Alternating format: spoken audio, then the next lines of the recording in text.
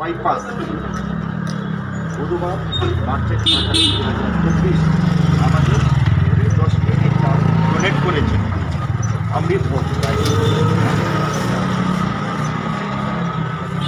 তো ঠিক আছে, সেটাই আজকে আমরা আমাদের এই 10 তারিখে এই 10 তারিখ আজকে সেবক রোডে আমরা এটা মানে চালে ডালে সবজি দিয়ে একটা খিচুড়ি বানিয়ে মানে হ্যাঁ মানে দুস্থদের মুখে একটু এই অন্ন তুলে দিতে যাচ্ছি।